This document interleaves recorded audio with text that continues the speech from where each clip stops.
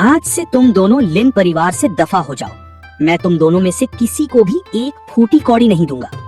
Mummy और पापा ने मेरे और मेरे गोद लिए हुए भाई के बीच वारिस चुनने के लिए कॉलेज खत्म होते ही हम दोनों को घर से बाहर निकाल दिया था।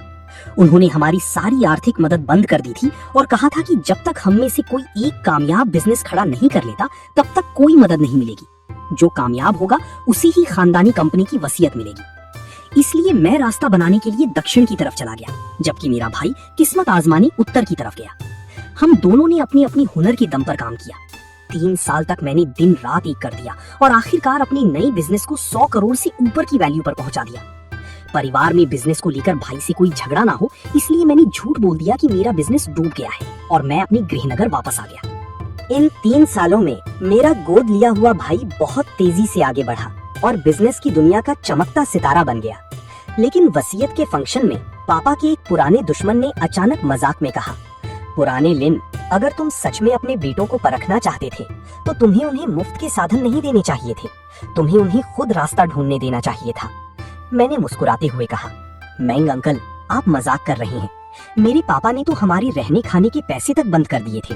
ये तो बस मेरी अपनी काबिलियत है जो मेरे भाई के सामने कम रह गई। अंकल मेंग नशे में लग रहे थे। उन्होंने कहा, असंभव, पिछले साल तुम्हारे पापा ने मेरे साथ शेयर्स का सौदा किया था ताकि उत्तर में रिसोर्सेस खड़े किए जा सके। तुम कह रहे हो कि उसका कोई फायदा नहीं हुआ? मैंने अचानक पापा की तरफ देखा। उनका चेहरा उतर गया था। उन्होंने सूखी हंसी हंसते हुए कहा, त्यानचिंग, तुम हमारे सगे बेटे हो, चाहे जो हो जाए तुम्हारा भविष्य खराब नहीं होगा। लेकिन उसका क्या? वो हमेशा से खुद को असुरक्षित महसूस करता आया है। हम तो बस उसे थोड़ा हौसला दे रहे थे। मम्मी ने मुझे बीच में ही टोक दिया। उनका चेहरा सख्त हो गया। तुम सगे बेटे होने के घमंड में बदतमीजी कर रहे हो। अगर तुम में थोड़ी भी अकल होती तो तुम जमीन से शुरुआत करते। अगर तुमने अपने भाई की वसीयत छीनने की कोशिश की तो हमसे बुरा कोई नहीं होगा। मेरा दिल कड़वाहट से भर गया। मैंने अपने फोन को कस कर पकड़ लिया जिसमें उनकी सारी काली करतूतें थी। जब बात ऐसी है तो मेरे पास अब आपका पर्दाफाश न करने की कोई वजह नहीं बची थी। मैंने अपने पापा की तरफ देखा। मेरा आपसे सिर्फ एक सवाल है, क्या मेंग अंकल ने जो उत्तर में मदद देने की बात कही वो सच है? उन्होंने एक ठंडी सांस ली और सूखी हंसी हंसे। त्यानचेंग, तुमने बचपन से कभी किसी की बात नहीं सुनी। हम तो बस तुम्हारे स्वभाव को सुधारना चाहते थे। फिक्र मत करो, जब तुम थोड़े शांत हो जाओगे तो हम त्यानचिन से कहकर तुम्हें कुछ साधन दिलवा देंगे। मैं हंस पड़ा। जो आप आज नहीं दे रहे वो बाद में कभी नहीं देंगे। और आपने साफ कहा था कि ये एक बराबरी का मुकाबला है, लेकिन आपने चुपके से मेरे छोटे भाई की मदद की। क्या यही आपका इंसाफ है? मेरी आंखें लाल हो गईं। आप मुझे समझते क्या हैं? सिर्फ कठपुतली? पापा मुझे समझाने ही वाले थे कि मम्मी ने टेबल पर हाथ दे मारा। मैंने तुम्हें पहले ही कहा था, हम बस उसे एक भरोसा दे रहे थे, लेकिन इसका मतलब ये नहीं कि तुम मुझसे झूठ बोलो। मम्मी गुस्से से लाल थीं। कंपनी हमारी है, हम जिसे चाहें उसे दें। हमारी मदद की बात तो छोड़ ही दो। तुमने 3 साल में कुछ नहीं उखाड़ा। तुम्हें लगता है कि तुम उससे मुकाबला कर सकते हो?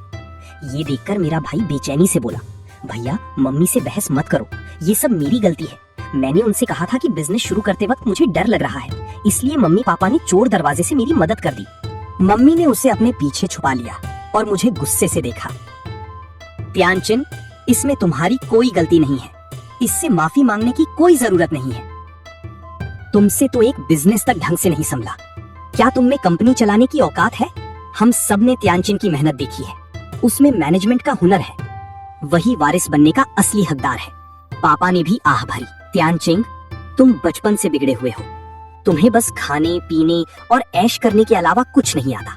हमें कभी भी कंपनी तुम्हारे हाथ में सौंपने का भरोसा नहीं था। त्यानचिन हमेशा से इसे बेहतर संभाल सकता था। उसे साधन देना तो बस वक्त की मांग थी। सब कुछ कंपनी के भले के लिए है। कंपनी अच्छी चलेगी तो तुम्हारी जिंदगी भी बेहतर होगी। बड़ी सोच रखो। हर छोटी बात पर दिल छोटा मत करो। मैं हंस पड़ा। बड़ी सोच? आपको उसकी सारी मेहनत दिखती है पर मेरी नहीं। इन्वेस्टर्स और क्लाइंट्स को मनाने के लिए जब मैं इतनी शराब पीता था कि मेरा पेट दर्द से फट जाता था, तब आप लोग कहाँ थे? मैंने गुस्से में कुर्सी को लात मार दी। कुर्सी त्यानचिन को बस छू कर निकली थी। मम्मी पापा मुझे हैरान होकर देखने लगे। ये पहली बार था जब मैं उनके खिलाफ इस तरह खड़ा हुआ था। लेकिन तभी त्यानचिन अचानक जमीन पर गिर गया और दर्द से चिल्लाने लगा, मेरा पैर! भैया, आपका मुझे मारना सही है। मैं जानता हूँ कि मैं सिर्फ एक गोद लिया हुआ बेटा हूँ। मुझे आपका हक नहीं छीनना चाहिए था। मुझे अब ये वसीयत नहीं चाहिए। प्लीज मुझे और मत मारो। ये देखकर पापा का चेहरा गुस्से से लाल हो गया। बचपन में भी तुम इसे बहुत सताते थे। अब मुझे यकीन हो गया है कि हमारा फैसला सही था, वरना अगर तुम वारिस बनते तो तुम इसे जान से मार देते। मम्मी ने घबराकर भाई की पैंट ऊपर की। वहाँ सिर्फ एक खरोंच थी, लेकिन उन्होंने मेरी तरफ जलती आंखों से देखा। अगर तियानचिन को कुछ भी हुआ तो लिन परिवार में कभी वापस मत आना, और वारिस बनने का सपना तो भूल ही जाओ। उन्हें तियानचिन का इस तरह बचाव करते देख मेरा दिल बर्फ जैसा ठंडा हो गया। मैंने एक कड़वी मुस्कान के साथ कहा, अगर ऐसी बात है तो आज से हमारे सारे रिश्ते खत्म। वारिस तो दूर की बात है, मुझे इस पूरी लिन कॉर्पोरेशन की कोई परवाह नहीं है। इतना कहकर मैं उस कमरे से बाहर निकल आया, लेकिन जैसे ही मैंने दरवाजा बंद किया, मुझे अंदर से अंकल मेंग की आवाज आई। पुराने लिन, इसमें मेरा कोई हाथ नहीं है। तुम इस मौके का फायदा उठाकर तियानचिन को दबाना चाहते थे, ताकि तियानचिन की गद्दी पक्की हो सके। इसीलिए तुमने मुझसे ये सब कहलवाया। पापा ने कहा, अरे अगर मुझे पता होता कि वो इतना गुस्सा करेगा तो मैं ऐसा नहीं करता। मेरे कदम वहीं रुक गए। मेरे दिल में अब भी उम्मीद की एक आखिरी किरण थी कि शायद उनके दिल में मेरे लिए कोई तड़प होगी, लेकिन उनकी अगली बात ने मुझे पूरी तरह सुन्न कर दिया। क्या होगा अगर वो बदला लेने के लिए तियानचिन को नुकसान पहुंचाए? तुम भूल गए, हमने उसके इन्वेस्टर्स और क्लाइंट्स को रिश्वत दी थी ताकि वो कभी दोबारा खड़ा ना हो सके। वो अभी सिर्फ दिखावा कर रहा है। जब वो पूरी तरह बर्बाद हो जाएगा तो गिड़गिड़ाता हुआ वापस आएगा। मम्मी ठंडी हंसी हंसी। ये सुनकर मेरे आंसू रुकने का नाम नहीं ले रहे थे। तो ये वजह थी कि मुझे उस वक्त कोई इन्वेस्टमेंट या क्लाइंट नहीं मिल रहे थे। ये सब इन लोगों ने पहले से तय कर रखा था। अगर मैंने विदेशी मार्केट का रुख ना किया होता तो आज मैं कर्ज में डूबा होता और संभलने का कोई रास्ता नहीं बचता। उसी पल सालों पहले क्लाइंट्स के साथ पी पी कर जो पेट मैंने खराब किया था, उसमें भयानक दर्द उठ खड़ा हुआ। मैं खुद को बेहद लाचार महसूस कर रहा था। तभी बाहर एम्बुलेंस का सायरन गूंजा। सफेद कोट पहने कुछ मेडिकल स्टाफ स्ट्रेचर लेकर अंदर भागे। मेरे माथे पर ठंडा पसीना आ गया था। मैंने उन्हें रोकने के लिए हाथ बढ़ाया। सुनिए, जरा मुझे रास्ता दीजिए, लेकिन उन्होंने मुझे अनदेखा किया। रास्ता छोड़िए, अंदर कोई गंभीर रूप से घायल है, उन्हें तुरंत इलाज की जरूरत है। वे मुझे हटाकर सीधे उसी कमरे में चले गए जहां तियानचिन था। जल्द ही तियानचिन को स्ट्रेचर पर बाहर लाया गया। जब वो मेरे पास से गुजरा तो एक डॉक्टर ने मेरा पीला चेहरा और पेट पकड़े हुए देखा और कहा, ये लड़का बहुत दर्द में लग रहा है। लेकिन इससे पहले कि वो अपनी बात पूरी करता, मम्मी ने उन्हें डांटा, उस पर ध्यान मत दो, मेरे बेटे को तुरंत हॉस्पिटल ले चलो। अगर इलाज में देरी हुई तो मैं तुम्हारी शिकायत कर दूंगी। पापा ने भी उनका साथ दिया। वैसे तो ये भी मेरा ही बेटा है, लेकिन ये अपने छोटे भाई से वारिस की गद्दी जीत नहीं पाया, इसलिए इसने उसे चोट पहुंचाई। ये बस नाटक कर रहा है, बचपन से इसकी यही आदत है। मेडिकल स्टाफ ने मुझे नफरत भरी नजरों से देखा और तियानचिन को एम्बुलेंस में चढ़ा दिया। दरवाजा बंद होने से ठीक पहले तियानचिन ने मुझे देखकर एक कमीनी मुस्कान दी। मेरे पेट का दर्द बढ़ता ही जा रहा था। आखिरकार एक भले अनजान इंसान ने मेरे लिए एम्बुलेंस बुलाई। जब मैं हॉस्पिटल पहुंचा तो डॉक्टर ने कहा कि अगर थोड़ी भी देर हो जाती तो पेट की नस फट सकती थी। भर्ती होने और दवा लेने के बाद दर्द थोड़ा कम हुआ। तभी तियानचिन ने एक वीडियो पोस्ट किया। वीडियो में पापा उसे वसीयत के कागजात साइन करने के लिए दे रहे थे और मम्मी उसे चम्मच से सूप पिला रही थी। नीचे लिखा था, मम्मी और पापा को मुझे सबसे बेहतरीन जिंदगी देने के लिए शुक्रिया। मैं कड़वाहट से हंस पड़ा। कितना मजाक है। मैं परिवार में झगड़े के डर से दिन रात एक करके अपनी कंपनी बड़ी करता रहा, ये सोचकर कि मेरे माता पिता को मुझ पर गर्व होगा। लेकिन आज उनका ये रूप देखकर मुझे समझ आया कि मैं कितना बड़ा बेवकूफ था। उन्होंने मुझे कभी अपना बेटा माना ही नहीं। बचपन से ही तियानचिन को जो चाहिए होता था वे मुझसे छीनकर उसे दे देते थे। तियानचिन जो कहता वे आंख बंद करके मान लेते, जबकि उनकी नजरों में मैं बस एक आवारा और नाकाम इंसान था। उनके लिए शायद मेरी औकात एक कुत्ते से भी कम थी। तभी मेरे मैनेजर का मैसेज आया, बॉस, लिन कॉर्पोरेशन के टैक्स का मामला सामने आया है। उन्होंने इस बार बहुत बड़ा टैक्स चोरी किया है और अगले 2 दिनों में बड़ी जांच होने वाली है। इस नुकसान को भरने के लिए तुरंत 20 करोड़ रुपयों की जरूरत है। मैंने अपना सिर हिलाया और जवाब दिया, कोई जरूरत नहीं है। उस 20 करोड़ को नए प्रोजेक्ट में लगाओ। लिन परिवार को उनका वारिस मिल चुका है, मेरा अब उनसे कोई लेना देना नहीं है। हॉस्पिटल का बिल चुकाने के बाद मैंने सीधे वापस दक्षिण जाने का फैसला किया, लेकिन अचानक ट्रेन कुछ दिनों के लिए कैंसिल हो गई। अब 1 हफ्ते तक कोई ट्रेन नहीं थी। खाली समय होने के कारण मैं लिन कॉर्पोरेशन की बिल्डिंग पहुंच गया। शुरुआती दिनों में मैंने चुपके से करोड़ों की एक बड़ी बिजनेस डील लिन कॉर्पोरेशन के नाम ट्रांसफर कर दी थी, ताकि बाद में उन्हें सरप्राइज दे सकूं। लेकिन अब उस सरप्राइज की कोई जरूरत नहीं थी। कंपनी में सेल्स और फाइनेंस का काम अलग अलग होता है, इसलिए फाइनेंस वालों को लगा होगा कि ये डील सेल्स टीम ने की है। अब मैं वो डील वापस लेना चाहता था, जिसके लिए मुझे कंपनी का रेवेन्यू रिकॉर्ड देखना था। लेकिन जैसे ही मैंने कंपनी में कदम रखा, सामने त्यानचिन मिल गया। वो मेरी तरफ आया और ताना मारते हुए बोला, भैया, मम्मी पापा कह रहे थे कि तुम्हारे पास जाने की कोई जगह नहीं है, इसलिए तुम घूम फिर कर कंपनी ही आओगे। मुझे यकीन नहीं था कि तुम सच में आ जाओगे। अब उसने अपने असली रंग दिखा दिए थे। मुझे भी अब भाईचारे का नाटक करने की कोई जरूरत नहीं थी। मैंने शांति से कहा, तुमने लिन कॉर्पोरेशन का सीईओ बनने के लिए वाकई बहुत पापड़ बेले हैं। और क्या कहूँ, तुम्हारी ही गलती है कि तुम बचपन से मुझसे हमेशा बेहतर रहे। अगर मैं कुछ चाल नहीं चलता तो तुम्हें हराने का भरोसा कहां से लाता। उसके चेहरे पर एक घमंडी मुस्कान थी। फिर वो मेरे करीब आया और धीरे से बोला, वैसे पापा ने लू परिवार को बता दिया है कि मैं ही असली वारिस हूँ। परसों मेरी लू त्यानचान से सगाई है। तुम बचपन से उसे पसंद करते थे ना? अब कैसा लग रहा है? उसकी इस घटिया जीत को देखकर मेरे अंदर का गुस्सा फूट पड़ा। मैं अभी भी रिश्तों को सुधारने के बारे में सोच रहा था और ये मेरा सब कुछ छीनने पर तुला हुआ था। मैंने उसका कॉलर पकड़ लिया, लेकिन तभी सीढ़ियों से मम्मी पापा बाहर आए और उन्होंने ये देख लिया। मम्मी गुस्से में चिल्लाई, ये क्या कर रहे हो? उसे अभी छोड़ो। उन्होंने दौड़कर मुझे जोर से धक्का दिया और त्यानचिन के आगे ढाल बनकर खड़ी हो गई। वे मुझे इस तरह देख रही थी जैसे मैं कोई जानी दुश्मन हूँ। पापा ने कड़क आवाज में कहा, उसने अपनी काबिलियत पर यह मुकाम पाया है और तुम उसे बार बार चोट पहुंचाने की कोशिश कर रहे हो। हमारे घर में तुम्हारे जैसा जल्लाद बेटा कैसे पैदा हो गया? फिर वे त्यानचिन की तरफ मुड़े और घबराकर पूछा, बेटा तुम ठीक तो हो ना? उसने तुम्हें कहीं चोट तो नहीं पहुंचाई? त्यानचिन ने दुखी होने का नाटक करते हुए सिर हिलाया। मम्मी, भैया बस इसलिए परेशान है क्योंकि मैं वारिस बन गया। आखिर वो हमेशा मुझसे बेहतर रहे हैं, तो ऐसा झटका लगना आम बात है। वो अभी सच को मान नहीं पा रहे। प्लीज उन्हें मत डांटिए, वो मेरे भाई हैं। मैं नहीं चाहता कि मेरी वजह से उन्हें कोई तकलीफ हो। ये सुनकर पापा ने मेरी तरफ बेहद नफरत और निराशा से देखा और बोले, त्यानचिंग, काश तुम में त्यानचिन जितनी समझदारी और बड़ा दिल का आधा हिस्सा भी होता। मॉम ने दांत भींचकर मेरी तरफ देखा। उनकी आवाज ठंडी थी। ये और समझदार? अगर ये टियानचन के खिलाफ चाले ना चले तो यही बहुत बड़ा चमत्कार होगा। फिर उन्होंने मेरी तरफ उंगली उठाई। बेहतर होगा कि तुम अपने आप में सुधार करो, वरना मुझे तुम्हें बेदखला करने में देर नहीं लगेगी। उन्होंने अपनी बात खत्म की और मेरी तरफ देखा भी नहीं। वो मुड़ी और लिन टियानचन के साथ चली गई। मैंने धुंधला सा उन्हें उसे दिलासा देते हुए सुना, टियानचन, तुम्हें पेट्स पसंद है ना? मॉम ने तुम्हारे लिए एक छोटा सा बिल्ली का बच्चा खरीदा है। पापा ने एक ठंडी सांस ली, अपना सर हिलाया और फिर उनके पीछे चले गए। मैंने ठंडे दिमाग से तब तक देखा जब तक कि उनकी आकृतियां गायब नहीं हो गईं। तभी मैंने अपनी नजरें हटाईं। कंपनी उस दिन के लिए बंद हो चुकी थी। मैंने काफी देर तक खोजबीन की, आखिरकार उस प्रोजेक्ट की सही डिटेल्स की पुष्टि कर ली। लेकिन इस प्रोसेस में मुझे पता चला कि 1 साल पहले मॉम और डैड ने लिन टियानचन का मूड ठीक करने के लिए कंपनी का फंड इस्तेमाल करके उसके लिए एक क्रूज खरीदा था। बाद में वो उससे ऊब गया और उसने उसे दोबारा बेच दिया। लेकिन इस लेन देन को उन्होंने छुपा कर रखा था।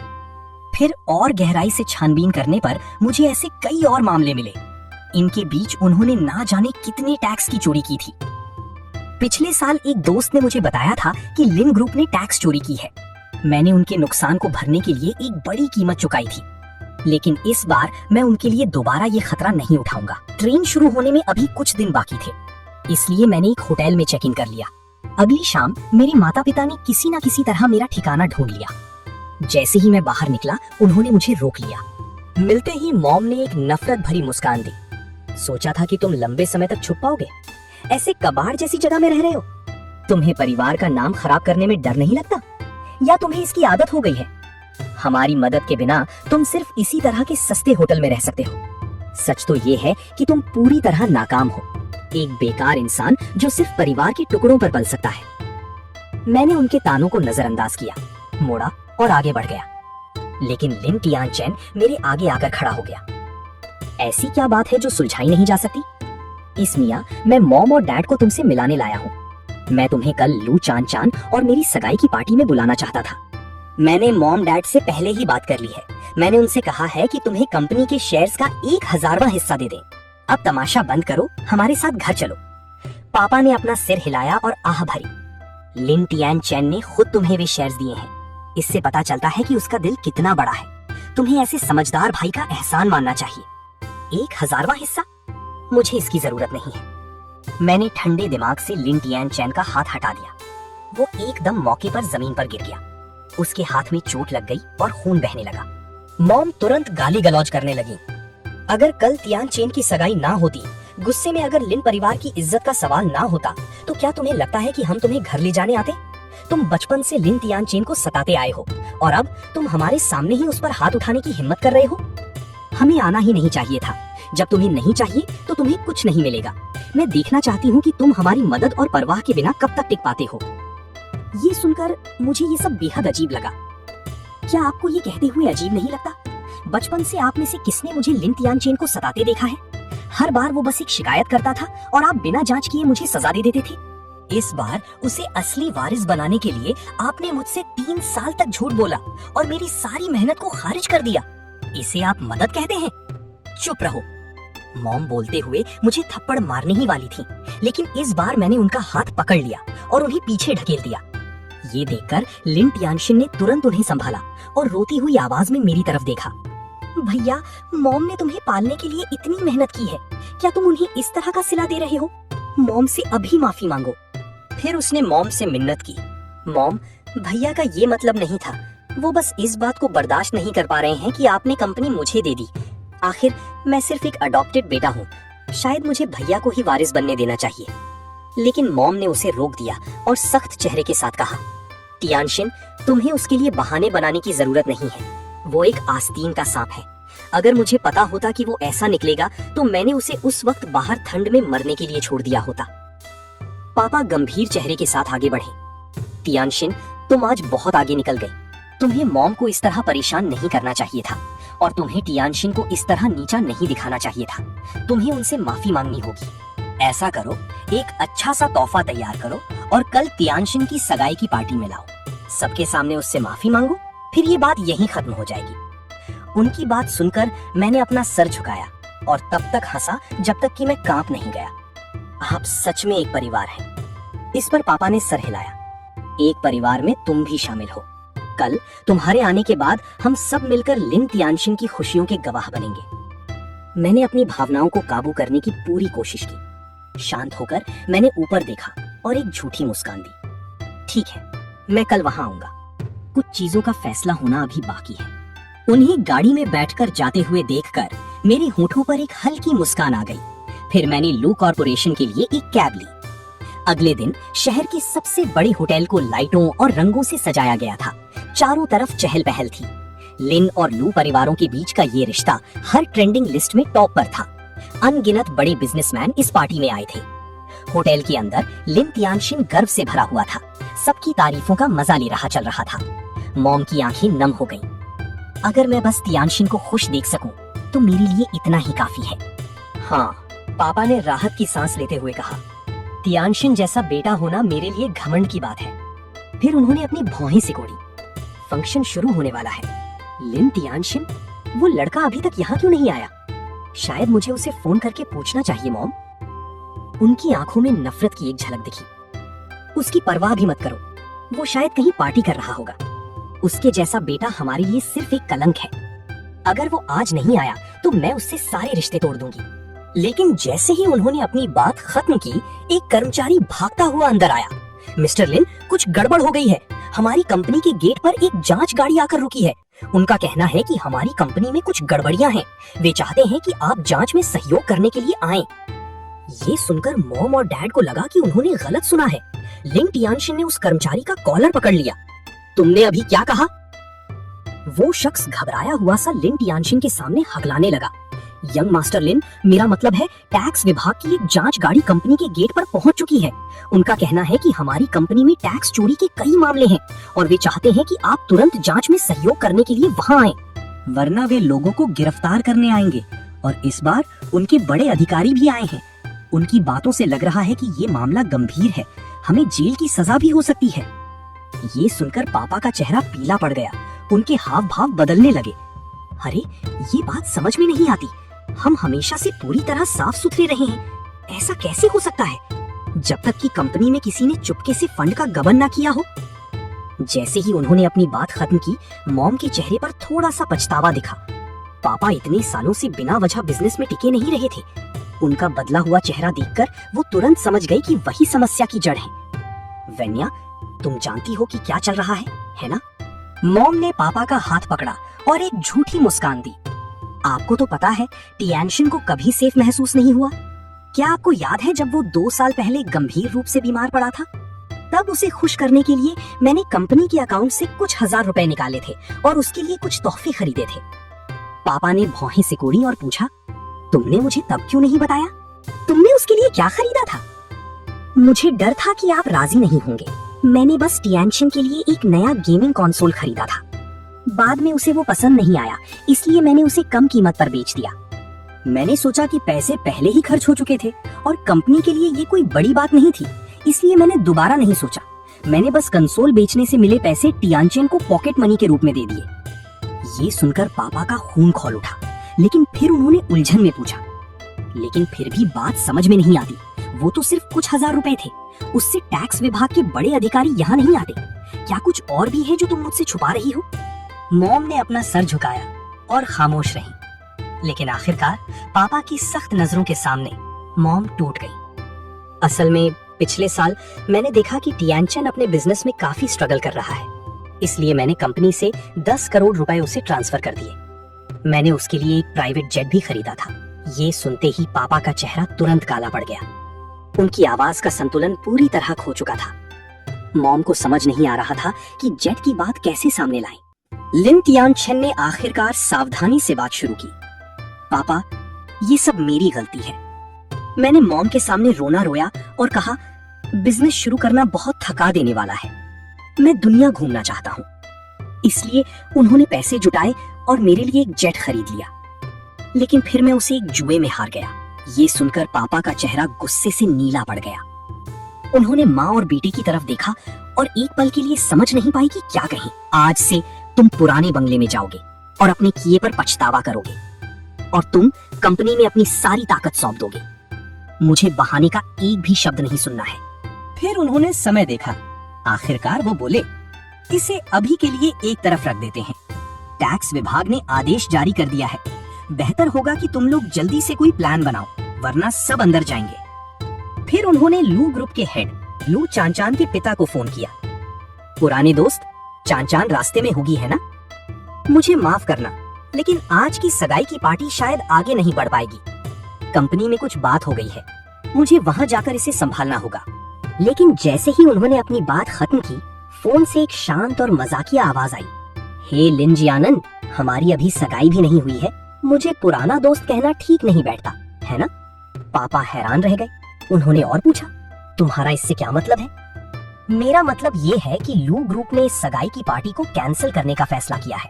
मेरी बेटी लू चांचान अब तुम्हारे बेटे लिन टियानशिन से शादी करने के लिए तैयार नहीं है। ये सुनकर पापा के चेहरे पर गुस्से की एक झलक दिखी। लू वान, तुम्हारी ये कहने की हिम्मत कैसे हुई? क्या तुम्हें डर नहीं है कि मैं लू ग्रुप को मिलने वाली अपनी फंडिंग बंद कर दूंगा? फोन से एक ठंडी हंसी आई।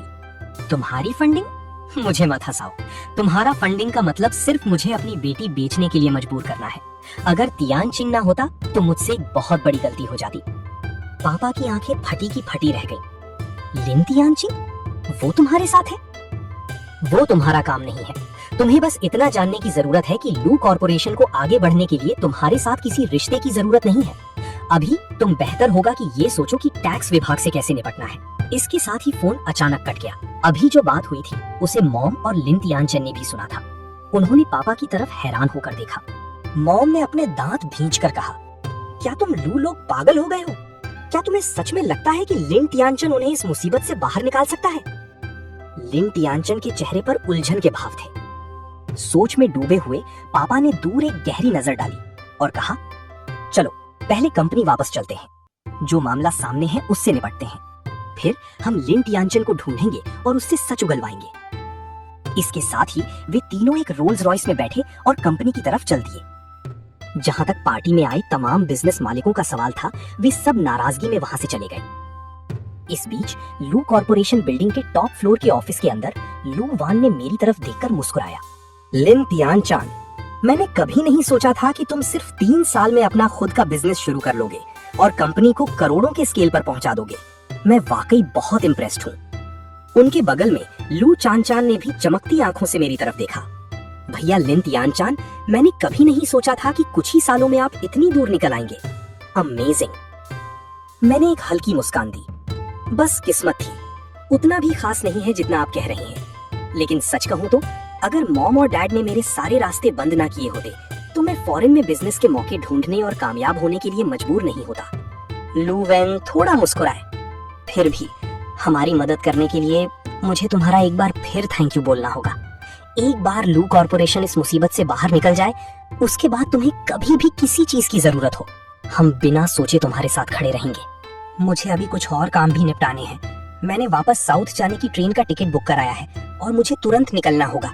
काफी देर हो रही है, अब मुझे भी चलना चाहिए।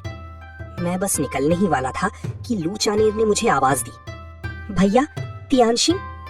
मैंने अपने कदम रोके और मुड़कर देखा। क्या बात है? चानेर का चेहरा हल्का सा लाल हो गया। उसने अपना सर झुका लिया। कुछ नहीं। ये देखकर लू वैन हंस पड़े। तियानशिंग, मैं जानता हूँ कि तुम बचपन से ही चानेर को पसंद करते हो और मैं ये भी देख सकता हूँ कि चानेर के दिल में भी तुम्हारे लिए फीलिंग्स हैं। क्यों ना चानेर को भी अपने साथ आगे बढ़ने के लिए साउथ ले जाओ? पापा, कुछ भी बकवास मत करो। लू चानेर ने अपने पिता को एक शिकायत भरी नजर से देखा, फिर मेरी तरफ देखा। मैंने एक हल्की मुस्कान के साथ कहा, ठीक है, इसे साथ ले चलते हैं। चानेर, क्या तुम मेरे साथ चलोगी मेरी गर्लफ्रेंड बनकर? उसकी खूबसूरत आंखें फटी की फटी रह गईं। कुछ सेकंड की हिचकिचाहट के बाद उसने धीरे से अपना सर हिला दिया। ये देखकर लू के पिता फिर से मुस्कुराए। इसके बाद मैं रिश्ता तोड़ने के एग्रीमेंट के साथ लिन सिटी पहुंचा। जाने से पहले मैं उनके साथ सब कुछ साफ कर देना चाहता था। इस वक्त टैक्स विभाग के अधिकारी अभी तक वहां से गए नहीं थे। मॉम और डैड जांच को लेकर पहले से ही बेहद परेशान थे। जब उन्होंने मुझे देखा तो मॉम का चेहरा गुस्से से तमतमा उठा। वो तेजी से आगे बढ़ी और उन्होंने मेरा कॉलर पकड़ लिया। लिन तियानचिंग, तुम एहसान फरामोश इंसान, तुम्हारी वापस आने की हिम्मत कैसे हुई? तुमने लू कॉर्पोरेशन में क्या किया? लू वैन ने अचानक सगाई क्यों कैंसिल कर दी? मैंने उनकी कलाई पकड़ी और उन्हें पीछे ढकेल दिया। मिसेस लिन, क्या आप मुझ पर हाथ उठा रही हैं? मैं अभी पुलिस बुला लूंगा। ये देखकर उनकी आंखें ठंडी हो गईं। लिन तियानचिंग, तुम इतनी कड़वी बातें करना कब से सीख गए? तुम्हें पता भी है सगाई की पार्टी कैंसिल होने की वजह से तियानचिंग बहुत ज्यादा परेशान है। लिन तियानचिंग के चेहरे पर एक उदास और झूठा रोना था। लो, फिर से वही नाटक शुरू हो गया। भैया, मैं जानता हूँ कि आप मुझे बर्दाश्त नहीं कर सकते। आप मुझसे जलते हैं क्योंकि मैं लिन फैमिली का वारिस बन गया, लेकिन मैंने इसे एक बराबरी का मुकाबले में जीता है। मैं मॉम डैड का अडॉप्टेड बेटा हूँ, ये सच है, लेकिन इस वजह से आप मेरे कैरेक्टर पर उंगली नहीं उठा सकते। आपको अंदाजा भी है कि होटल में उन सब लोगों के सामने मेरी कितनी बेइज्जती हुई। मैं हंस पड़ा। कितनी बेइज्जती हुई मुझे नहीं पता। मैं तो बस इतना जानता हूँ कि बहुत जल्द हमारा आपस में कोई रिश्ता नहीं रहेगा। इतना कहने के बाद मैंने रिश्ता तोड़ने का तैयार किया हुआ अग्रीमेंट बाहर निकाला। मैंने उसे उनके सामने टेबल पर पटक दिया। इस पर साइन करो। आज के बाद से मेरा लिन फैमिली से कोई लेना देना नहीं है। अग्रीमेंट में जो लिखा था उसे देखने के बाद मॉम और भी ज्यादा गुस्से में आ गई। लिन तियानचिंग, तुम एहसान फरामोश इंसान, तुम सच में मुझसे रिश्ता तोड़ना चाहते हो? मैंने अपने चेहरे के हाव भाव बिल्कुल ठंडे रखे और सपाट आवाज में कहा, साइन करो या मत करो, फिर आज से मैं लिन तियानचिंग से वारिस की गद्दी छीनने के लिए जो कर सकता हूँ वो सब करूंगा। ये सुनते ही मॉम ने तुरंत मेरे हाथ से पेन छीना और अग्रीमेंट पर अपना नाम साइन कर दिया। यहाँ तक कि लिन तियानचिंग की खातिर उन्होंने आगे बढ़कर पापा के नाम के साइन भी खुद ही कर दिए। फिर उन्होंने लिन तियानचिंग से कहा, तियानचिंग, तुम भी साइन करो। आज से मॉम का ऐसा कपूत बेटा नहीं है और तुम्हारा भी ऐसा एहसान फरामोश भाई नहीं है। ये सुनकर लिन तियानचिंग ने ना नुकर करने का थोड़ा सा झूठा नाटक किया और फिर तुरंत अपने साइन भी कर दिए। मैंने अपने होठों को थोड़ा सा सिकोड़ा और धीरे से उस अग्रीमेंट को मोड़ कर रख लिया। आज से लिन फैमिली का मुझसे कोई वास्ता नहीं था। ठीक उसी वक्त पापा फाइनेंस ऑफिस से कुछ अधिकारियों के साथ बाहर आए। उनके चेहरे को देखकर ही साफ पता चल रहा था कि काफी सारे सबूत मिल चुके हैं। उन अधिकारियों में से एक ने मुझे देखा और मुस्कुराते हुए आगे बढ़ा। लिन टियानचिन, क्या तुम वापस साउथ नहीं जा रहे थे? तुम अभी तक गए क्यों नहीं? मैंने एक मुस्कान दी। ओल्ड सॉन्ग, आप भी यहाँ हैं? मेरी ट्रेन 2 दिनों में है। चूंकि मुझे कोई जल्दी नहीं है, तो क्या आज रात ड्रिंक पर मिले? मैंने धीरे से सर हिलाया, लेकिन जिसे देखकर मॉम, डैड और लिन टियानकिन दंग रह गए। पापा अपने दिल के गुस्से को दबाते हुए तेजी से आगे बढ़े। उन्होंने मेरी तरफ देखकर एक झूठी मुस्कान दी। अरे लिन टियानकिन, तुम डायरेक्टर सॉन्ग को जानते हो? मैंने अपना सर घुमाए बिना ही ओल्ड सॉन्ग से कहा, आज रात मिलते हैं। इतना कहकर मैं जाने के लिए मुड़ा, लेकिन पापा ने मेरा रास्ता रोक दिया। फिर उन्होंने ओल्ड सॉन्ग की तरफ देखा। डायरेक्टर सॉन्ग, टियानचिन मेरा बेटा है। मैंने कभी नहीं सोचा था कि वो आपका दोस्त होगा। चूंकि हम सब यहाँ एक ही परिवार हैं, क्या आप ओल्ड सॉन्ग से सीधे मना करवा सकते हैं? ये देखकर पापा एक मिन्नत भरे लहजे में मेरी तरफ मुड़े। टियानचिन, क्या तुम मेरे लिए 2 शब्द बोल सकते हो? वो पैसा उस वक्त तुम्हारी मॉम के अकाउंट में ट्रांसफर किया गया था और तुम्हारे भाई पर खर्च हुआ था। अगर उन्होंने सच में जांच की तो तुम्हारी मॉम और तुम्हारा भाई जेल चले जाएंगे। तुम क्या खाना चाहते हो, क्या खाओगे, मुझे इससे कोई लेना देना नहीं है। मैंने अपनी ठंडी नजरें उन पर डाली। फिर मैंने रिश्ता तोड़ने का अग्रीमेंट निकाला और उनके सामने कर दिया। इसके अलावा हम पहले ही रिश्ते तोड़ चुके हैं। मुझे इस तरह प्यार से मत बुलाओ। अग्रीमेंट पर अपना खुद का नाम लिखा देखकर लिन जियानन तुरंत हक्का बक्का रह गया। लिन टियानचिन, ये सब क्या चल रहा है? ये मेरे साइन किसने किए? मैं इसे नहीं मानता। वो उसे छीनकर फाड़ने ही वाला था कि मॉम ने आकर उसे रोक दिया। ओल्ड लिन, उसने लिन टियानचिन को धमकी देकर ये हक छीना है। ऐसे एहसान फरामोश को साथ रखने की क्या जरूरत है? मुझे पूरा भरोसा है कि हम इसके बिना भी इस मुसीबत से बाहर निकल आएंगे। हम इस मुसीबत से बाहर नहीं निकल सकते। पापा के पास कहने के लिए कोई शब्द नहीं थे। तभी ओल्ड सॉन्ग ने अचानक एक ठंडी हंसी हंसी। वो आगे बढ़ा और उसने मेरे कंधे को थपथपाया। भाई, क्या तुमने इन्हें वो सब नहीं बताया जो तुमने इनके लिए किया है? मैंने एक कड़वी मुस्कान दी। आपको क्या लगता है, अगर मैं इन्हें बता भी देता तो क्या ये यकीन करते? और इनकी नजरों में मैं बस एक अडॉप्टेड बेटा हूँ। इनकी नजरों में मेरी औकात कभी एक कुत्ते से ज्यादा नहीं रही। ओल्ड सॉन्ग ने अपना सिर हिलाया। उसने पापा की तरफ देखा और फिर बोला, क्या आप जानते हैं, अगर तियानकिन ने आपके लिए एक बहुत बड़ा जुर्माना ना भरा होता तो आपके खिलाफ पिछले साल से ही जांच चल रही होती। लेकिन आपकी नजरों में सिर्फ ये अडॉप्टेड बेटा है जो बस रोना रोता रहता है।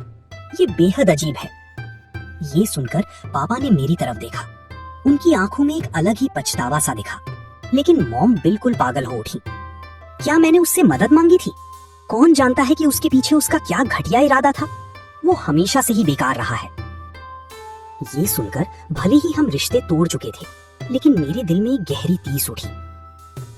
उसी पल लू फैमिली की गाड़ी धीरे से आकर रुकी। लू वान और उनकी बेटी लू चांचान धीरे से बाहर आए। मैं मुड़ा और मैंने लू चंचन को देखकर एक हल्की मुस्कान दी। तुम यहाँ क्यों आई हो? लू चंचन ने एक शरारती मुस्कान दी। मेरे पापा ने अंदाजा लगा लिया था कि आप यहाँ होंगे। उन्हें डर था कि कहीं आप अकेले और बेबस ना पड़ जाएं। वो खास तौर पर मुझे यहाँ आपका साथ देने के लिए लाए हैं। इतना कहने के बाद वो आगे बढ़ी और उसने मेरा हाथ थाम लिया। मेरे दिल को एक सुकून मिला कि मामला अब पूरी तरह सुलझ चुका है। उनको देखकर मॉम ने तुरंत लू वान की तरफ उंगली उठाई और चिल्लाने लगी, तुम अपनी बात के पक्के इंसान हो। मेरे बेटे को सबके सामने तमाशा बना दिया। मैं ये पक्का करूंगी कि तुम्हारे लू परिवार को इस शहर में इसकी कीमत चुकानी पड़े। फिर उन्होंने लू चांचान की तरफ उंगली उठाई। तुमने अभी कुछ देर पहले मेरे बेटे के साथ खेल खेला और अब तुम इस एहसान फरामोश इंसान के साथ घूम रही हो। तुमने सारी औरतों का नाम खराब कर दिया है। लू चांचान तुरंत पलटकर जवाब देने ही वाली थी, लेकिन मैं उसके आगे आकर खड़ा हो गया और अपनी माँ को सख्त नजरों से देखने लगा। मेरी गर्लफ्रेंड से माफी मांगिए, वरना फिर मुझसे बुरा कोई नहीं होगा और मैं लिन फैमिली को बर्बाद कर दूंगा। माहौल में भारी तनाव था। तभी ओल्ड सॉन्ग उन्हें अनदेखा करते हुए आगे बढ़े, जिससे उनका गुस्सा और ज्यादा भड़क गया। बधाई हो भाई, तुम यहाँ वापस आए और तुम्हें तुम्हारी पसंद भी मिल गई। शादी करने का कब तक का इरादा है? तुम्हें मुझे पार्टी में जरूर बुलाना होगा। वक्त आने पर मैं आपको जरूर बताऊंगा। इसके बाद मेरा उन तीनों की तरफ देखने का बिल्कुल मन नहीं था और मैं लू चान के साथ वहां से निकल गया। इस बीच ओल्ड सॉन्ग उन्हें आगे की पूछताछ के लिए ले गए। पूरी लिन कॉर्पोरेशन के लिए 10 करोड़ कोई बहुत बड़ी रकम नहीं थी, लेकिन जो टैक्स उन्होंने चोरी किया था वो काफी ज्यादा था। अगले दिन लिन फैमिली इसी वजह से अखबारों की सुर्खियों में था। साथ ही साख खराब होने की वजह से कई बिजनेस पार्टनर्स ने उनके साथ अपने कॉन्ट्रैक्ट्स कैंसिल कर दिए। उस दोपहर मेरी माँ अचानक मेरे पास आई और रोते हुए बोली, पापा के गिरफ्तार होने में ये सब मेरी ही गलती है। तब मुझे पता चला कि अपनी माँ और लिन तियान चेन को बचाने के लिए पापा ने सारा इल्जाम अपने सर ले लिया था। कितना अजीब है ना, मुझे बड़े होते हुए कभी भी उस तरह का पिता का प्यार महसूस नहीं हुआ। मैंने उनकी बातों को नजरअंदाज किया और सीधे अपने आदमियों से कहकर उन्हें बाहर निकलवा दिया। उस रात लू चान और मैं पटाखे देखने गए। हमने साथ में ड्रिंक की और एक दूसरे के सामने अपना दिल खोल कर रख दिया। अगली सुबह हमने मिस्टर लू से अलविदा कहा और साउथ जाने वाली ट्रेन में सवार हो गए। जाने से पहले मैंने सुना कि लिन तियान चेन ने लिन कॉर्पोरेशन का काम संभाल लिया है, लेकिन मेरे हिसाब से उसकी काबिलियत को देखते हुए वो लिन फैमिली को आगे ले जाने के लायक नहीं है। लेकिन अब इन सब चीजों से मेरा कोई लेना देना नहीं था। साउथ वापस आने के बाद मैंने तुरंत लू फैमिली के साथ एक नए प्रोजेक्ट पर काम शुरू कर दिया। फिर लू चान के साथ मैंने कंपनी को दिन ब दिन आगे बढ़ते हुए देखा, यहाँ तक कि 3 महीने बाद लू चान को पता चला कि वो प्रेग्नेंट है। हमने वापस जाकर शादी की तैयारियां शुरू करने का प्लान बनाया। लेकिन जैसे ही हम वापस पहुंचे, लू के पिता ने एक बहुत बड़ा झटका दिया। लिन फैमिली का बिजनेस पूरी तरह डूब चुका था और लिन तियान चेन ने उसे एक कंपेटिटर को बेहद कम कीमत पर बेच दिया था। पैसे मिलने के बाद माँ उस रकम का बड़ा हिस्सा कर्ज चुकाने में इस्तेमाल करने वाली थी, लेकिन लिन तियान चेन गायब हो गया। वो सारे पैसे लेकर भाग गया और इस वजह से माँ पूरी तरह टूट गई। वो गंभीर रूप से बीमार हो गई और अभी हॉस्पिटल में भर्ती है। आखिरकार हम माँ बेटे ही तो हैं।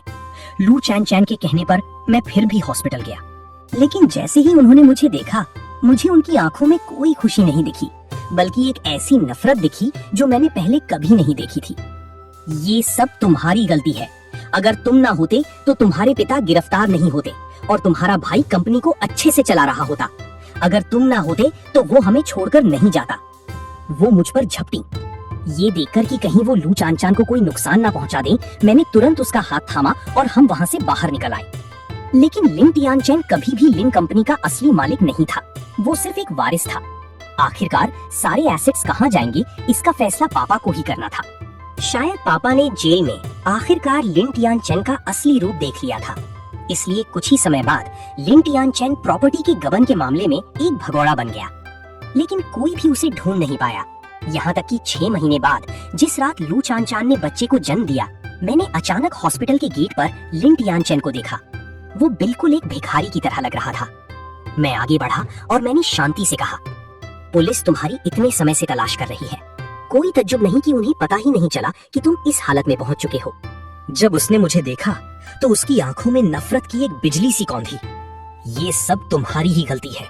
अगर तुमने लिन फैमिली की मदद करने से मना ना किया होता तो हमारा ये हाल नहीं होता। मैंने सुना है कि तुम अब एक बहुत बड़ी लिस्टेड कंपनी के बॉस बन चुके हो, लेकिन उससे क्या, चाहे जो हो जाए तुम इस सच को नहीं बदल सकते कि तुम्हारे खुद के माता पिता ने तुम्हें ठुकरा दिया था। तुम एक ऐसे नाकाम इंसान हो जिसे तुम्हारे अपने पेरेंट्स ने भी कभी स्वीकार नहीं किया। मुझे अंदर से कोई फर्क नहीं पड़ा। अचानक दूर से पुलिस की सायरन की आवाज गूंजी। मैं वहां नहीं रुका, मैं मुड़ा और हॉस्पिटल के अंदर की तरफ चल दिया। वहीं मेरी असली खुशी थी।